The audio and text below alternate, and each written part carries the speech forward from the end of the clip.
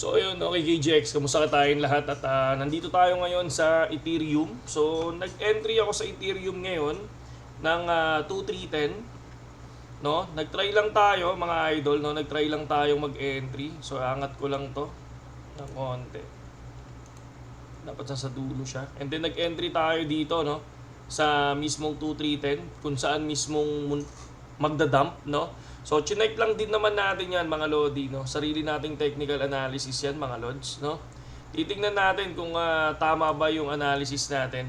Kasi ang napapansin ko dito sa Ethereum, hindi sumasabay ito sa BTC mga Lods. Palipad ang BTC, ang Ethereum pababa. Ngayon, pababa ang BTC, ang Ethereum pataas mga Lodi, no? Ang Ethereum, no, ang BTC, ang mismong support natin sa BTC is nasa 43,300. Once na bumagsak ng 43,300 yan, may possible mag-dump mga Lodi.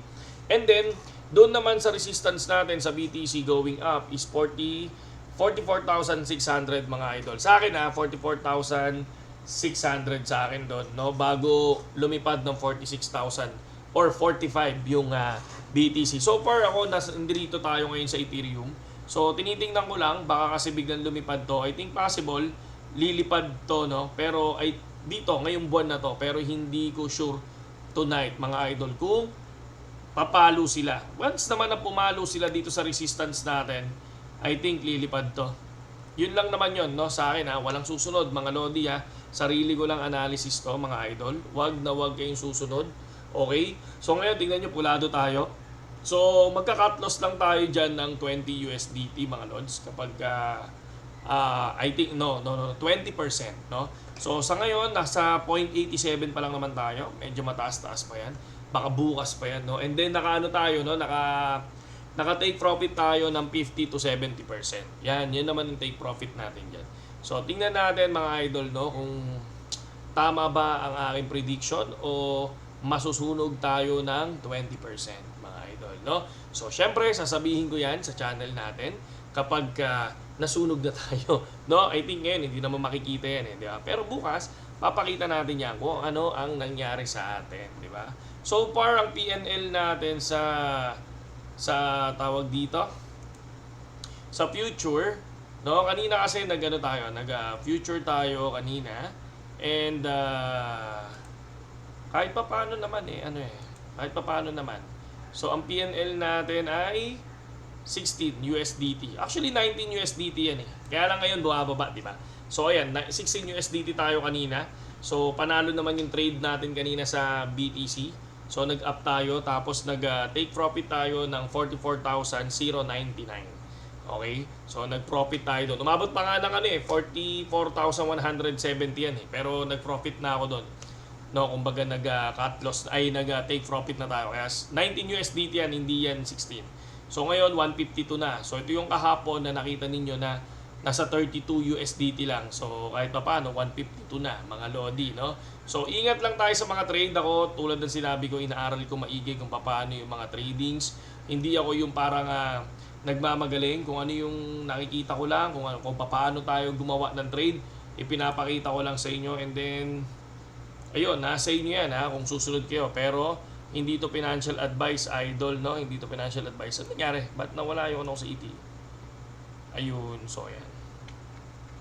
Check lang natin, medyo mahaba-haba pang biyahe nito mga Lodi. So tingnan natin kung ano mangyayari dyan mga idol, no? Kung papalo ba o hindi. So far, pulado pa rin. So iwan na muna natin yan mga idol kasi talagang nakaano lang tayo dyan. Hindi naman kagad lilipad dyan, no? So next, Watchers Guru, no, kung mapapansin natin, Sex Chair Gary, no, says there's a lot of non-compliance in crypto. So, marami pang hinihingi siguro, kaya dito papasok yung January na tinatawag na kung saan possible ma-approve ng ETF ang BTC, no? Kapag na-approve yan, sabi nila, lilipad. Pero syempre, hindi natin alam kung lilipad din ba ang Ethereum, lilipad din ba yung mga altcoins. Agad-agad. No, I think BTC muna yan bago mga altcoins, bago ang Ethereum mga Lodi. Pero ngayon, nakakapanibago, hindi sumasabay ang Ethereum sa lipad ng BTC. Hindi siya sumasabay mga Lods. Diba napapansin nyo? Hindi, kasi alam nyo kung bakit sumabay yan noon. Bumili ang Tesla before sa BTC. And then, ang Axie Infinity is talagang totally ang daming naglaro ng Axie at ang pambili nun ay alam nyo na ETH mga lodi, no? I think isa yon sa dahilan kung bakit lumipad ang ETH that time. Pero sana lumipad din ngayon kasi bakit gusto ko lumipad ngayon? Kasi naka-ano tayo eh. Naka-long tayo ngayon mga lodi. So ngayon, negative 2% na tayo which is negative $3 or yan, negative $5 na tayo or 250, negative $8 or sabi na natin na 500 pesos, 'di ba? So syempre 20% lang ang lalagay natin diyan. So far yan 11 USDT, 9 USDT naglalaro siya ngayon. So parang pababa ang ETH now. Pababa ang ETH, i-check natin kung ano itsura ng BTC. Ang BTC ay pababa din. Pero tingnan natin kung sasabay ba si paring ETH. ETH is 305 which is $10, 8%. So yun. Sa ngayon KGX, check lang natin yan. At tingnan natin kung makakabawi tayo dito. So 9%, 8%, basta 20%, ano tayo dyan, cut loss. Para hindi tayo nauubos mga lodi. Okay? So next, ang pwede natin sabihin ito, Bitcoin Spot ETF Approval Window. So ako, lilipad, bago mag-spot ETF yan, bababa muna to. And then lilipad to.